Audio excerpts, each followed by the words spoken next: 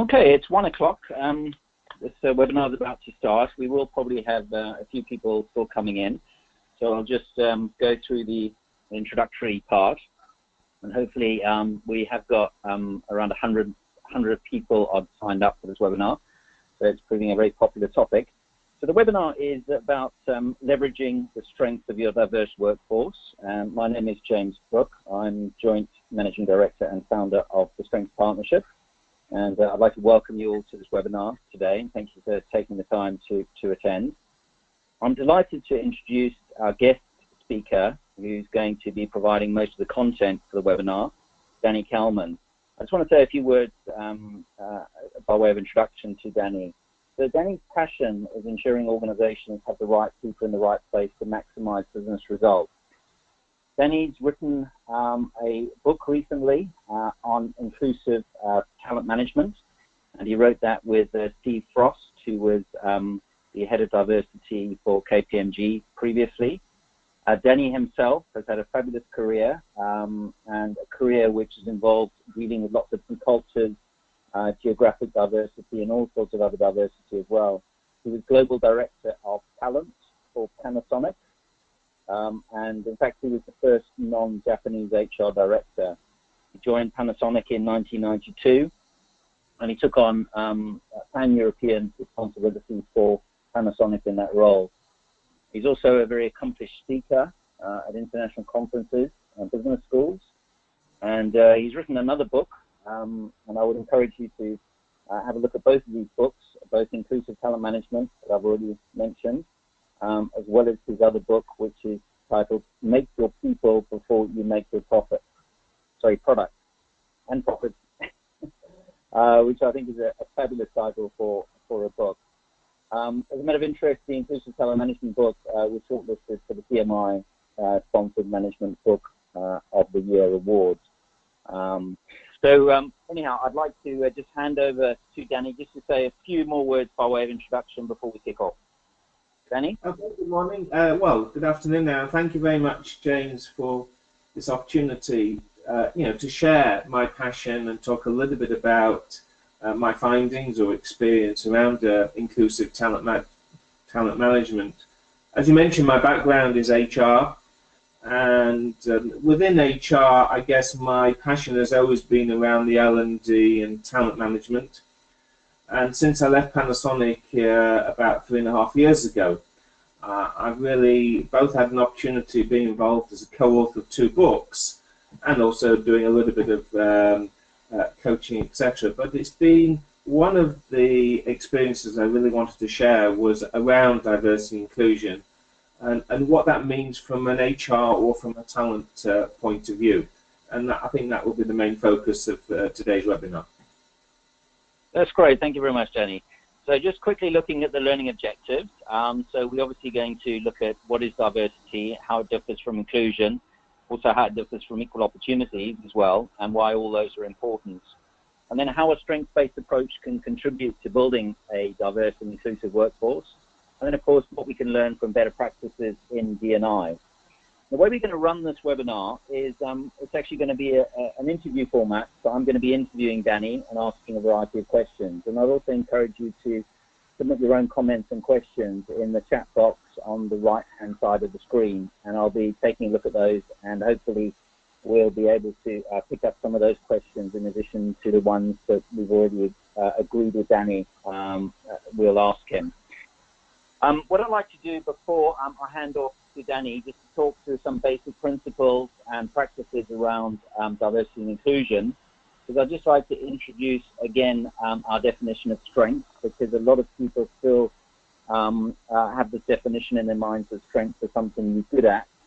I just want to point out that strengths are really underlying qualities that energize us and we have potential to be great at. And that's a really important distinction, because we can be good at something, but if we're not energized by it, we're unlikely to put in the time, the effort, the practice to become great at it, to become truly great at it. So this distinction I'd just like to highlight prior to handing off to Danny. So Danny, over to you. We can talk a little bit more about some of the essentials, the fundamentals, if you want, and definitions around talent management Sure. A hashtag that is on the screen now that used quite a lot is, diversity is a reality, but inclusion is a choice. Another way I've kind of heard that at a recent event I was speaking at is diversity is being invited. It's like being invited to a party, but inclusion is being asked to dance. And really, diversity and inclusion often falls under the remit, and if you like, it's almost kind of given to the function of HR. And I think many HR people I speak to say to me that of course, there's lots of articles, there's lots of research, there's lots of talk about the relevance of diversity and inclusion, and part of the challenge that they face is where to start, and indeed how to sometimes convince their leadership that this is a key business issue. I'm going to be talking a little bit later in one of the slides about the kind of journey many organizations have taken. But, I think just to share my experience about defining diversity and inclusion, and I think diversity to some extent is all about them. Who is them? It's kind of talking about gender, ethnicity, generational diversity, LGBT, disability, etc. And often some people kind of glaze over when you talk about diversity because sometimes it's linked to compliance, it's linked to policy, and sometimes it's kind of having this kind of robust equality procedures. And so therefore it's kind of got stuck into this mindset of something we've got to do. So really part of the focus or part of the things I'd like to stress today is shifting the discussion to more about inclusion, because inclusion is about everyone. Inclusion is about everyone's performance, and it's treating everybody equally well. And then the question comes at how to manage that inclusion. I've seen one kind of, there's many definitions, but one of the definitions I really like is diversity. There's 7.3 billion people on the planet, and every one of us is unique, and there are inherent differences that exist in all of us. So diversity, therefore, is about accepting and respecting differences. If we then shift the argument to conclusion, it's kind of leveraging these differences and kind of harnessing the richness of the ideas and the different perspectives and the people coming from different backgrounds and looking at their contribution very much from an individual point of view. And this then helped towards the kind of goals and creating business value. And really, so to shifting the argument to say, okay, how can businesses benefit from a commercial point of view by having more of an inclusive culture? Thank you, Danny. So, Danny, why is it so important now? I mean, clearly, having tracked some of the HR trends over the years and so on, it seems to be very much coming back onto the radar for heads of HR, for heads of talent now. What's driving it, and how's it going to help us deal with this very complex, uncertain world that we're living in? Because, we live in a very competitive environment. And again, I'm trying to put diversity and inclusion in the context of talent management. And we all face challenges when trying to recruit, and then all the monies and the budgets we've got in developing, and then, of course, ultimately trying to retain those talents. And, the more and more, especially younger generations, they want to work in organizations that's going to recognize the value they bring, recognize their contribution, and they want to work in this kind of diversity or inclusive culture where everybody's voices can be heard and they can feel comfortable and they can feel that they're in a kind of a climate that they can be themselves, as opposed to kind of having to listen to what the bosses say and having to act in a political correct way. So I think from all sorts of HR reasons, kind of creating that kind of culture where, recognizing the diversity of the people they've got and then creating this kind of inclusive culture will be key in terms of creating the kind of employer brand, employer image that people will want to come to work for you, and ultimately people will want to stay with you because of the contribution they're making. That's great. Thanks, Danny. Would you like to introduce the framework? Sure. So the framework, as you can see on the screen, is on the top part showing the organization from ITM, inclusive talent management.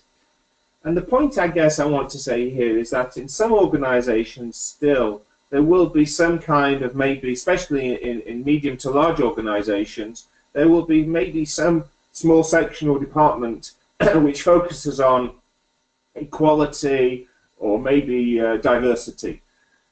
And separate department will be, under HR, will be talent management. And the argument we say and we talk about in the book is, those are two kind of very key themes that have got to be brought together, or key departments that have got to be brought together.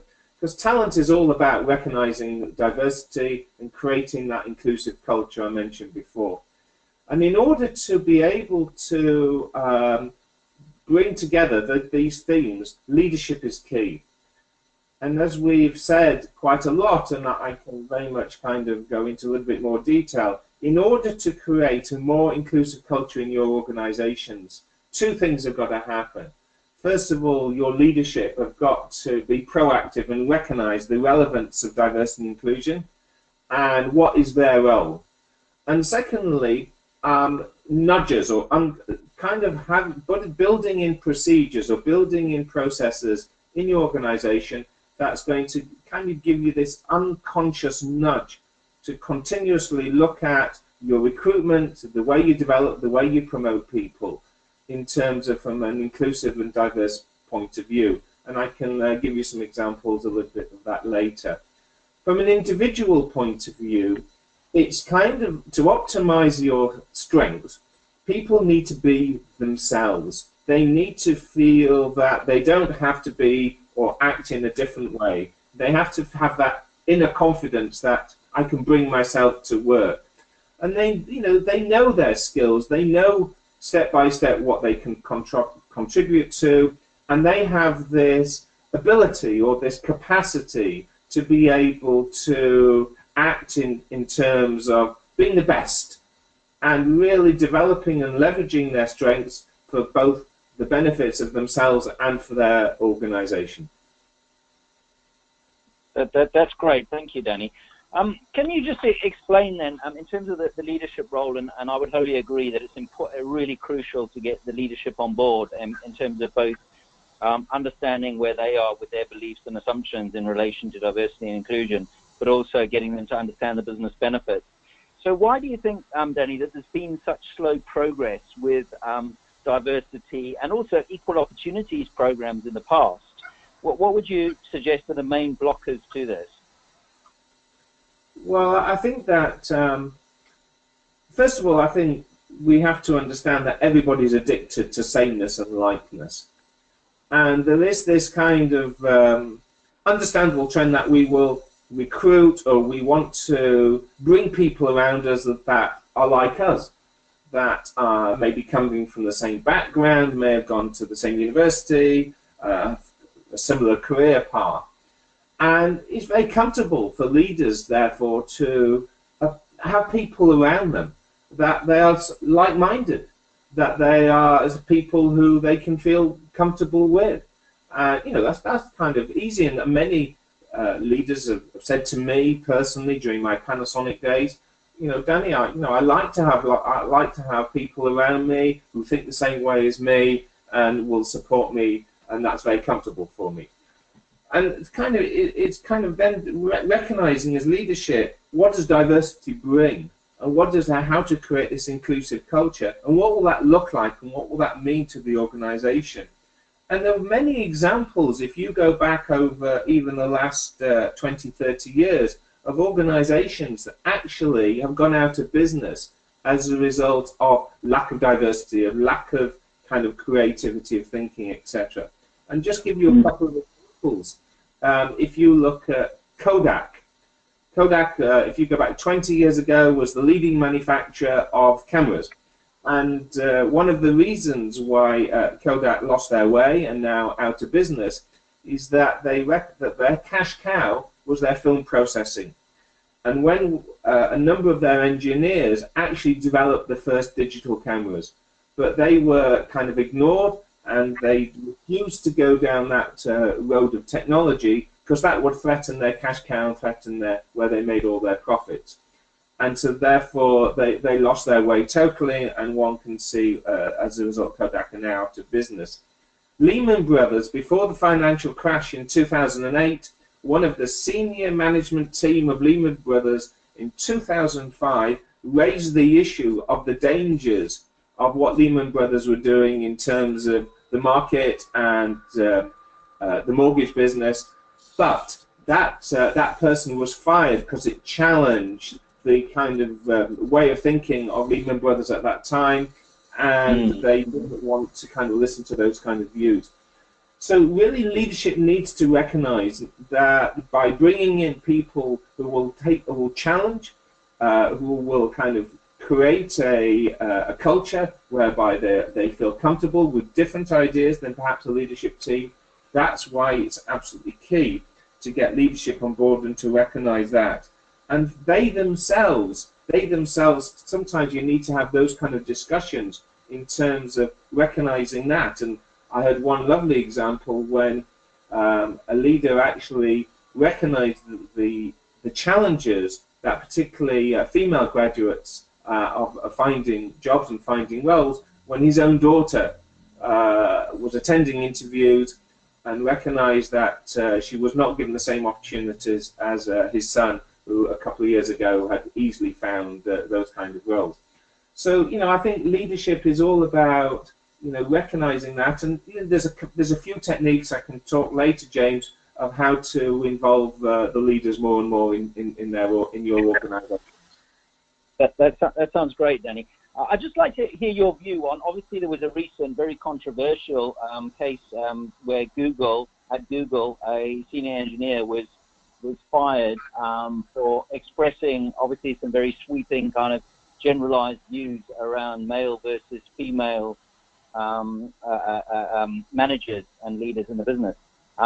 What is your view on that? How well did they handle that situation? Well, I think all the press or the negative press that they got probably showed. Having said that, Google is such an enormous and influential organization. I'm sure that they won't affect their business. But it's highlighting, whether it's Google or in other organizations, that this is in today's world, this is a really key issue, and this is from a business point of view really going to reflect on the employer brand, on their capability to both attract and then retain employees. And it's bringing to the fore as well, the relevance of, the way of thinking, not just from a leadership point of view, but that's going to cascade throughout the whole organization. So I think there are other examples as well, where leadership has not necessarily kind of covered themselves in glory by some of their actions they've taken. Yeah, interesting. There's a question I've got that's just come in here, Danny, that I'd like to just take before we move on, which is a very good question, I think, which is about how can you build more confidence with the leadership teams around D&I, as sometimes they're a little bit nervous of doing the wrong thing in relation to D&I. So what would you be advocating in terms of building that confidence and comfort with, I suppose, D&I, so that leaders can feel more confident and competent in dealing with it? Yeah, I think there's a number of probably techniques or ways you could consider about, because sometimes people do feel awkward or they feel uncomfortable touching on what could be very sensitive issues.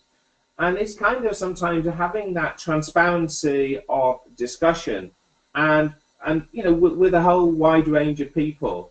And my experience by just tackling these issues kind of head on and saying, okay, how can we create a more inclusive culture? how can we listen to the voices of people who may be more introvert than extrovert? And, you know, for example, in one organization, they introduced reciprocal or reverse mentoring. And it meant that some of the leaders then had the possibility to, if you like, not necessarily be mentored, but to have contact with people from different generations, from different ethnic backgrounds, etc., and just talk about the challenges that they faced when they, you know, started off on the path, and how they got to the position they're in, and just listening to the views of the kind of challenges and the kind of themes that younger people are now facing as they enter organizations. And also, you know, very much talking about the kind of role they want to play in the organization and the contribution they want to make, etc. And I think leaders are also recognizing more and more this kind of notion that people will stay with them as long as maybe many of their peers stay. You know, for example, I stayed 21 years in Panasonic, and for my generation, that was not exceptional. But I think in the younger generation, certainly my daughter now, the fact of the matter is, you know, she will stay with an organization maybe for a few years, and then if she feels that organization is not going to offer her the kind of challenges that she wants, she'll move on. So this kind of loyalty to a company, irrespective of the way you treat it, I think those days are over. And I think it will be it's going to become more and more common for the new generations or the younger generations really to kind of stay with organizations for a shorter period of time and move on. And that's got something that's got to be called more and more accepted, as opposed to this kind of way of thinking that they're not being loyal, they're not committed, etc. Yeah, yeah. I really like this idea about the reverse mentoring. I think that's very powerful. You know, the opportunity to be exposed to people who are very, very different from yourselves in terms of not just ethnicity or gender, but in terms of mindset and, you know, generational differences, as you say, because that can really help kind of break down some of the attitudinal blockers and barriers to diversity and inclusion. Okay, Danny, let's move on then, and you're going to talk about this diversity and inclusion maturity model, and just explain that. Yes, as I was mentioned before, James, that the starting point of the journey of many organizations around often called equality, and then the discussion came more around talking about diversity. We call it kind of diversity 101, and that's very much looking at diversity from a legal perspective or from a compliance perspective. And, you know, there's, in the States, there's legal reporting more and more. And, you know, from a legal pointing, obviously with the gender pay issue coming up more and more, with many companies having to report by April of next year their gender pay gap. And of course, previously, over many years, there's been legislation about race and sex, etc. So this is very much the beginning, and some companies have stuck into this kind of mindset, saying, well, this is something we're going to have to do. They kind of recognize it's complying with the law, and somehow let's get on with it. Over the last 10 years, more and more companies have shifted that way of thinking to diversity 2.0. And that's then linked to somehow with CSR, corporate social responsibility, that it's good for the image of the company to be diverse. There's more and more kind of talk about women in management, setting certain targets of those in leadership positions. It's reported in various kind of company booklets, and you know, the image, it's good for PR. And again, the research has shown that many organizations, probably the majority of organizations, are in that space. But more and more companies are shifting the needle to what we call inclusion 3.0. And that's recognizing the business benefits of having that kind of inclusive culture and diverse workforce. It's becoming more and more bottom up, and this is what people at all levels of the organization want to work in, that kind of inclusive culture. It's going to really kind of adapt to a kind of a more creative leadership style. And from an HR point of view, the kind of diverse approach and inclusive approach to recruitment, to retention, to development, those kind of processes are embedded into the HR systems. And that's why I was talking about kind of nudges. And these are the kind of constant ways to remind ourselves of what we're doing to recruit in a more diverse way, etc. And, you know, there's much more kind of real-time reporting, individual accountability, and indeed in some organizations now their bonus or part of their pay is linked to what extent have they created a more diverse workforce within their area of responsibility. So that's an overview of the model. That's really great, and we've actually got a question relating to the whole measurement aspect of that, Danny, which is, it's a great question, which is, do you think that having inclusion targets drives the right sort of behaviors? So is it important to have targets to see progress in terms of not just equal opportunities, but also diversity and inclusion? Very interesting question, and thanks for that. I think I'm just going to go back a step there, because I know some organizations started having certain quotas and saying, you know, you must have 30% of women in your leadership team, etc. I'm dead against quotas, and I just feel it kind of creates this kind of wrong culture. We've got to, by all means, we must do this. I'm very much in favour of targets, and I think having targets which are transparent, which are very much kind of leadership-led, can create a real buzz and a real meaning and a real purpose, and eventually, and ultimately an accountability to achieve those targets, and step by step getting the buy-in of recognising, you know, by having this kind of more diverse workforce and what that can mean to their management and to the kind of people working for them, which is ultimately going to help them to increase their to achieve their targets. Let me give you a quick example. My co-author of the book, Steve Frost, he was head of diversity and inclusion for London Olympics, LOCOG, London Organising Committee. And the CEO of LOCOG was a guy called Paul Dighton. And one of his key things right from the beginning was recognising the Olympics were going to be primarily located in a very much run-down and deprived part of London. So many of you know was it in Stratford. I'm sure many of the listeners attended some of the events there. And what he wanted to ensure was those people who worked for the workforce of LOCOG, and at one time near the Games had about 8,000 people working for them, reflected where the Games were going to be located. And he wanted to ensure that as much as possible, people from that part of London were given opportunities to work for them. Historically, you know, the Olympic Games very much had the same kind of people with the same kind of background, with very relevant experiences, and that's how they were recruited to work for the organising committee. So he kind of took a totally different view. In fact, I represented Panasonic on the D&I panel at LOCOG, and that's where I met Steve Frost. And one of the things I remember him telling me is that when they started interviewing people to work for the organising committee, initially they interviewed them where their office was located, which was Canary Wharf. And a lot of people from that part of London, the Newham district of London, didn't turn up for interviews. And they recognised they just felt, many people just felt uncomfortable going there. So they shifted the recruitment to one of the civic centres in Newham Town Hall, one of the rooms in Newham Town Hall. And that then kind of created an environment where people felt much more comfortable coming for the interviews.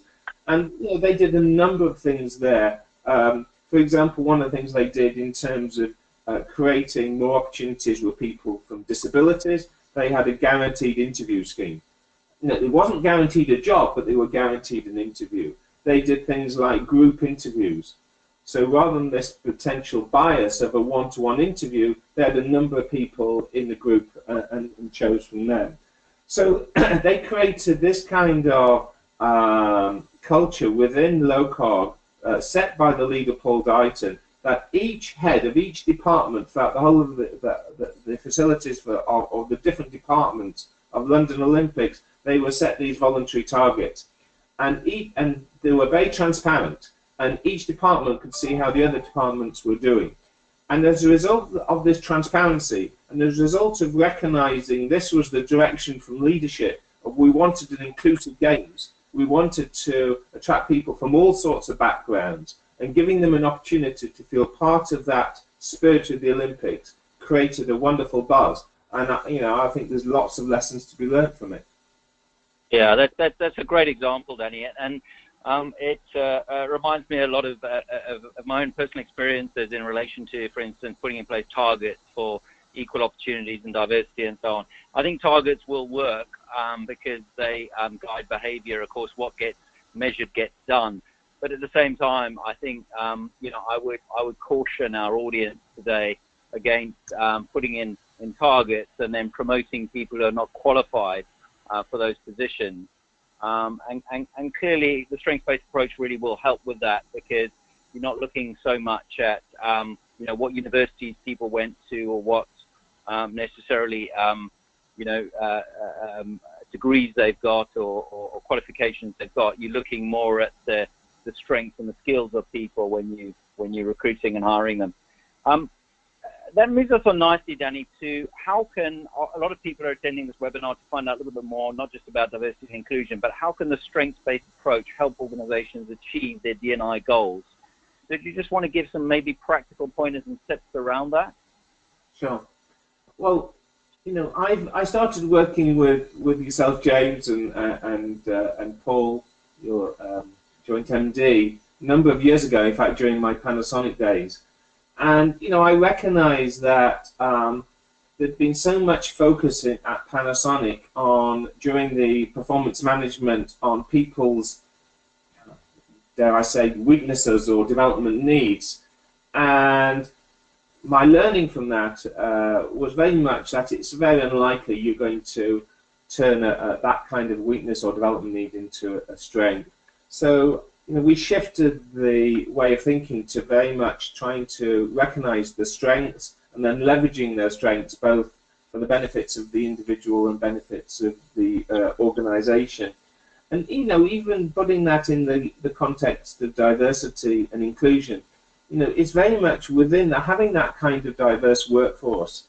You're going to recognize that the strengths will come from so many different sources, and to be able to find, in my view, some kind of objective tool that's going to help the organization to recognize the strengths that their staff have got, to make sure that they are very much in the right kind of role, and also to take the argument further to say, have we got the right kind of teams together? And again, understanding the strengths.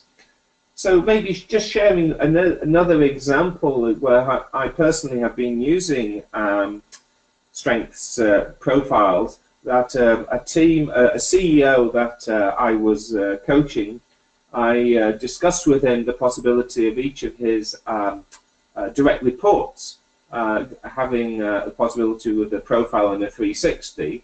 And, I explained the benefits of that, and he accepted. So he himself and his 6 direct reports did the strengths profile, and I recently gave the feedback.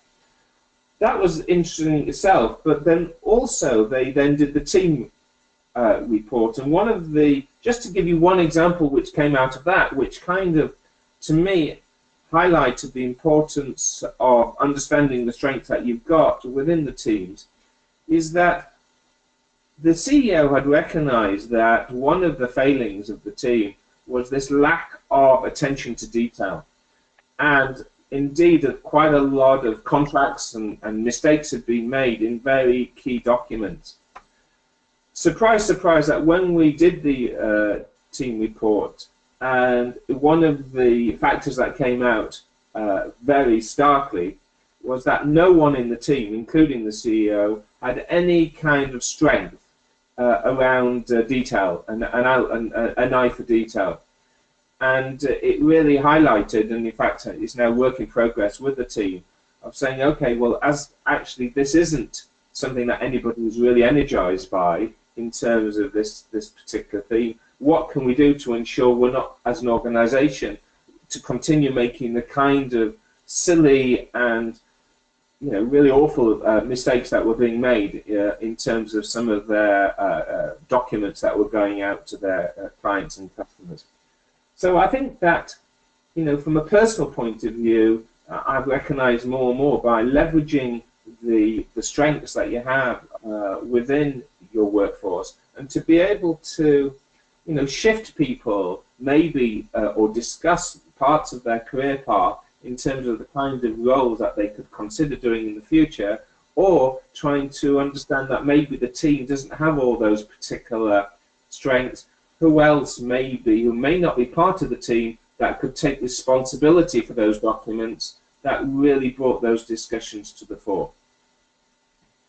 Right. So it's also getting people to kind of look beyond the sort of obvious differences, visual differences that they see, to really appreciate, what strengths, people offer in the team, and that full diversity of strengths, leveraging that full diversity of strengths in the team.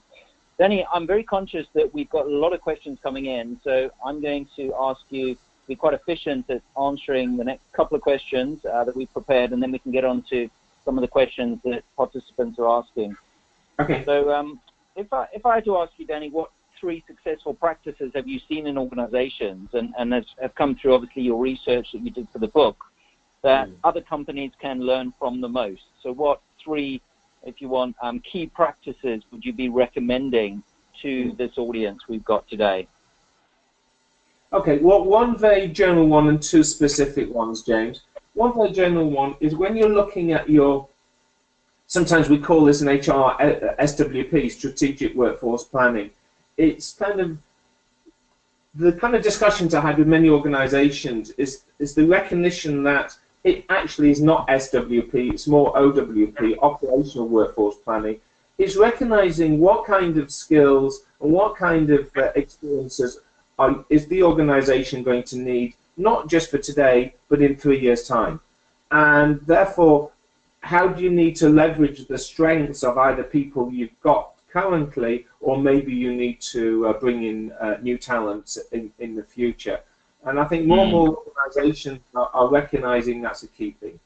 Two kind of very practical steps that organizations are taking already, and I think one of them is very well known, I'm sure, to many of the listeners, is kind of so-called blind CVs, and taking away the bias that we all have, and just to, I'm sure many of us recognize that 98% of all our decision making is made through unconscious bias, and I'll talk about that shortly. And so by having blind CVs, taking out names, taking out even educational backgrounds, is really going to open up or widen the talent pool. And indeed, even there was an article recently in one of the papers about the BBC being too posh in terms of the kind of profile of people there, and they're going to introduce blind CVs. A second example could be ensuring that when you are interviewing potential people for roles, is to have mixed panel interviewers. And this has now become mandatory in many organizations, that they will insist that there must be some kind of at least a gender a split in terms of those people doing the interviewing. Again, just to look at people and to look at the clients with a different and a fresh perspective. James, I could give you quite a few others, but you only asked me for 3. That's great. Thank you so much, Danny. Three's plenty at this point, and clearly we'll be sending out some follow-up reading and information. In fact, one of the articles that I just picked up yesterday, Danny, and I shared with you as well, which I think is fabulous, just to send out as a follow-up piece, is a recent piece of research which was published in Forbes, which suggests that all the research was done suggesting that all male teams make about 40% of the decisions in a typical large company today. But diverse teams, teams that are diverse in terms of gender, in terms of ethnicity, but also in terms of geography, make better decisions 87% of the time, which is fascinating research. So, Danny, from your perspective, what can companies do in the short term to improve that diversity in decision-making within the team context? Well, I think in the short term, I think there's various steps that you have to take. And I think the key thing, the starting point, James, is for organizations to understand where they are today. And this is a little bit some kind of statistical awareness of the composition of their workforce, and that's going to then create the awareness of maybe the lack of diversity, and what steps can we take to increase that diversity, and what will be the benefits by doing so, and how can we do that, and how can we win over those people in management roles. And sometimes it's having those kind of conversations directly with the both leadership team and the general management team about their individual accountability and responsibility, and what are the benefits both for them and for the organization by having a much more diverse workforce, and creating that kind of culture that everyone feels comfortable to be able to be themselves and to be more creative and to kind of question the way that we've always done things, and kind of creating business opportunities. Great. And it strikes me that something like a Strengthscope can really help you understand what mix of strengths you've got in the team, as well as the skills you've got in the team, and also any kind of gaps and opportunities for making sure that you've got a more diverse team, as well as the fact that those strengths are being valued and recognized. For example, in a technical engineering team, it may be that they're not recognizing and things like empathy and compassion, and that will come out of a Strengthscope-based experience. Well, yeah, that's right. And I think, just taking that example, James, if you've got a high-tech business, and you want people to be in the right kind of roles, would you necessarily want someone who's an absolute genius and who can be quite disruptive and quite challenging? Would you want that kind of person running your facilities department? And so it's kind of recognized, in a football analogy, you don't need, a team doesn't need 11 high-scoring strikers. And so it's like in all teams, finding the right strengths, finding the right balance within a team, whether it's in business sense or in the sporting sense, and that's where you're going to start to see some results. That's great. Thank you, Danny. We will definitely send out this research, and Danny will send out some pieces by you as well as follow-up to this webinar. I'm going to go through some of these questions because there's some really interesting questions coming in, and I'm conscious of time. I want to make sure we've got enough time to answer the questions from the audience here. So well, there was one really interesting question here. How do I use strengths-based approaches to help me face into a male who's feeling turned off when you try to dial up the female agenda?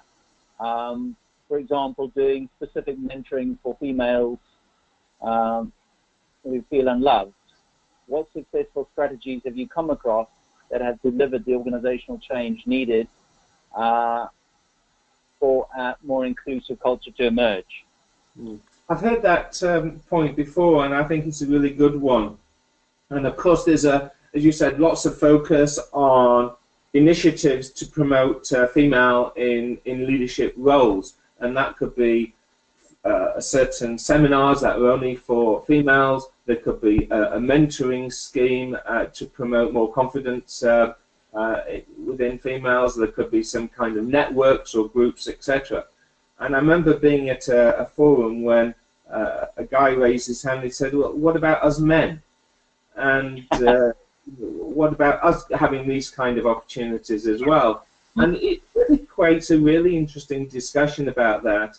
And the way that that particular organization tackled it was really to start having more kind of either individual discussions or within groups of people to discuss about the ways that people can get promoted or can feel that they have a career path there, and almost kind of facing the issue And let's talk about these kind of things. And is it something that you feel as a man that you don't have the same opportunity now as women, and why do you feel that, etc.? And then kind of to respond to that, and then talk about it. And then I know some organisations have actually shifted that away from that focus on just promoting women in management to creating opportunities for the wide range of the population, the employee population, but at the same time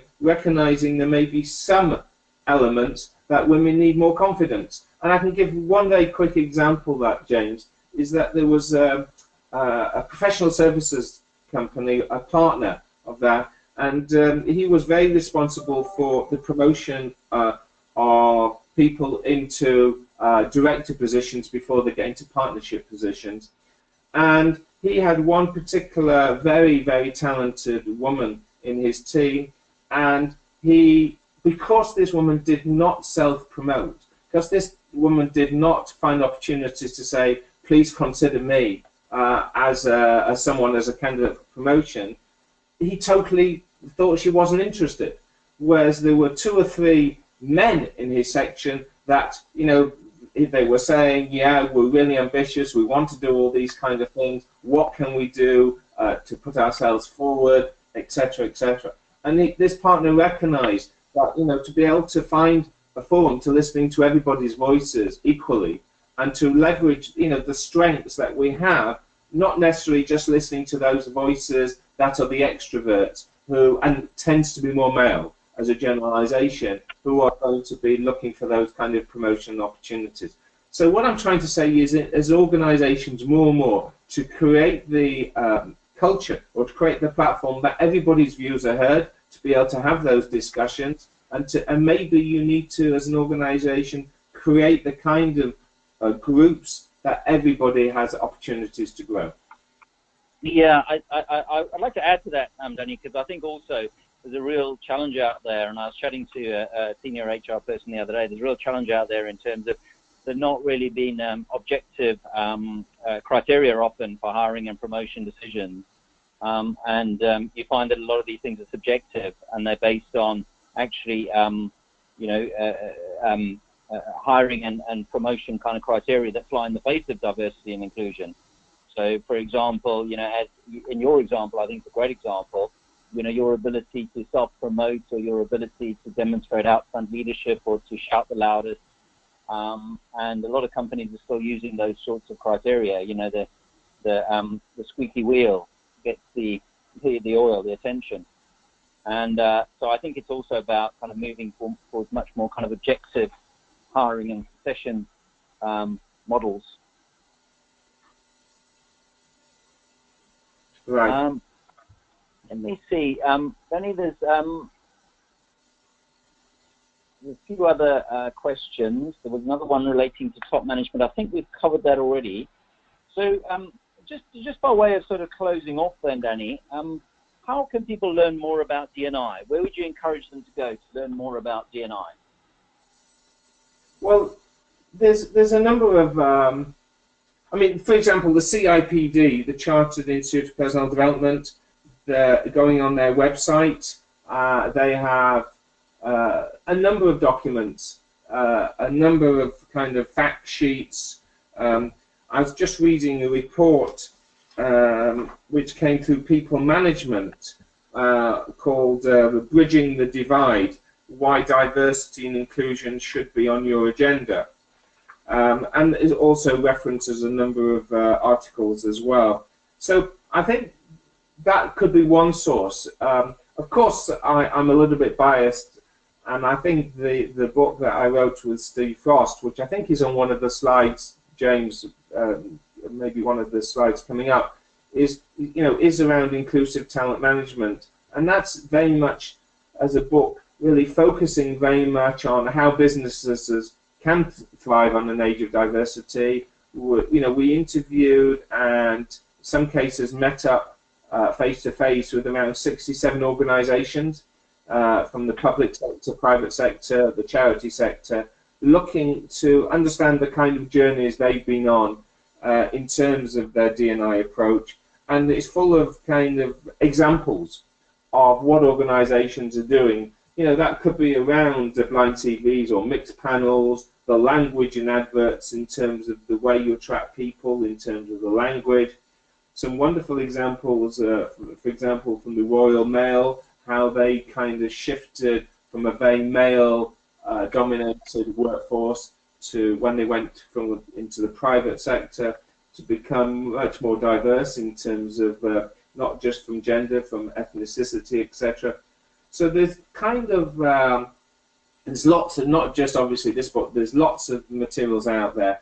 But I think above all else, just to confirm that there's 2 steps that have got to be in place before you're going to have any impact at all in around this, and that's kind of getting the buy-in and getting the understanding and support of the leadership team, and then introduce these unconscious nudges or processes that will create the kind of workforce that you're looking for.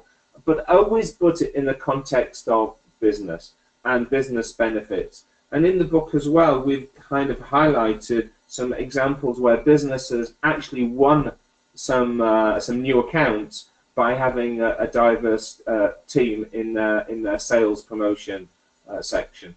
So I think there's lots out there, and I think most people really, of the people I've been talking to in various seminars and workshops, kind of saying there's too much materials out there.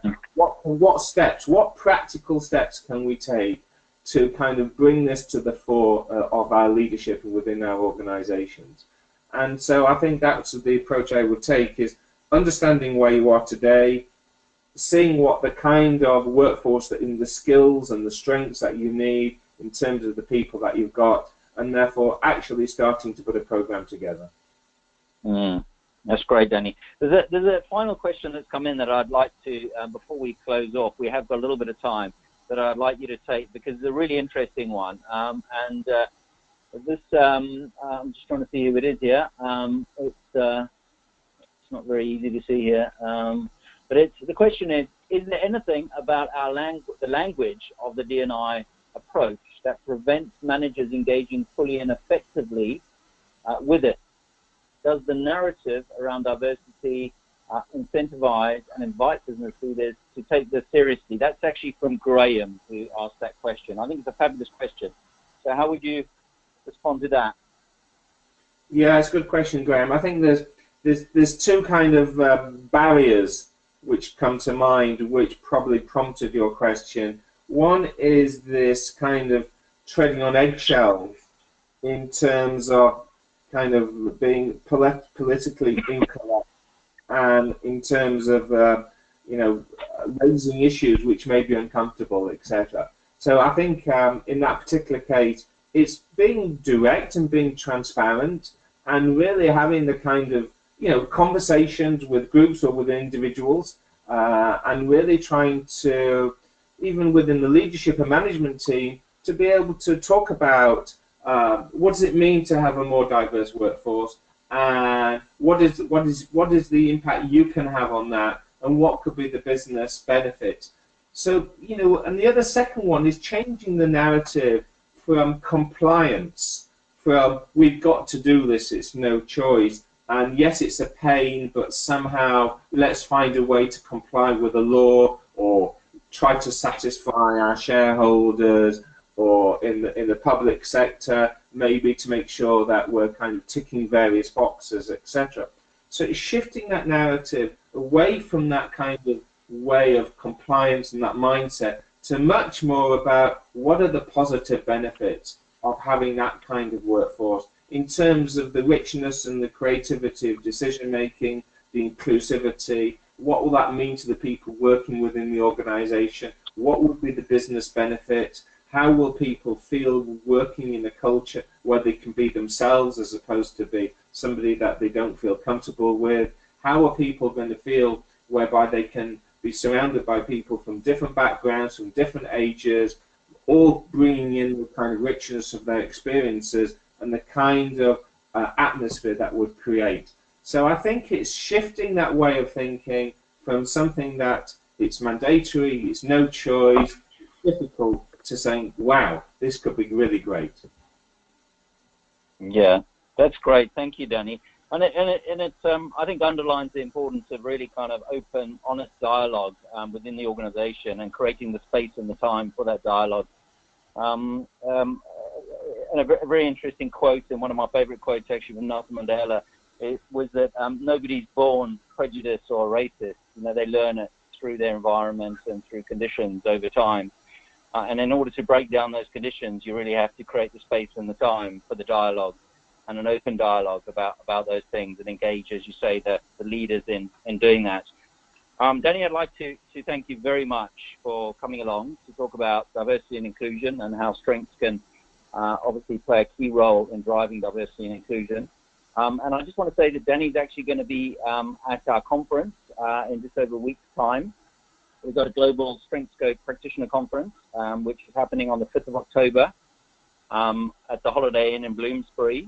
And it's going to be a very practical case study-based conference. Danny's running a session on diversity and inclusion. And also there'll be copies of his book at that event as well. So we encourage you to come along to that. We're also going to send out a few pieces, including that recent research in Forbes, a link to that. And Danny, you and I can maybe have a chat and we can get a few other sort of resources out to people. But I would encourage you certainly to buy and read Danny's book, which is a great read with lots of good practical case studies in. So thank you very much for attending the webinar. Thank you so much, Danny. I don't know if you want to say any words by way of closing, summarizing. Yeah, just first of all to say thank you very much. I'm looking forward to running this session that on the 5th of October that James just mentioned. And if any of you listeners are going to be there, please come and say hi and introduce yourself, and really be very happy to listen to your experiences and views. And just one final comment or suggestion that comes from my Japanese word that came from my 21 years at Panasonic, is when you're looking at all these issues around diversity and inclusion, have a sunao mind. Sunao, S-U-N-A-O, it means in Japanese an open mind. And if we can create this open mind, that the way we look at our organizations in terms of the people and the workforce and the processes, I think all of us will be on the right road to shift from the diversity 1.0 or 2.0 to this inclusion 3.0. That's brilliant. Thank you so much, Danny, for bringing your kind of experience and insight to us today. Really appreciate that. We're going to send out, if it's okay with you, Danny, can we send out the slides in PDF format? Yeah, no problem.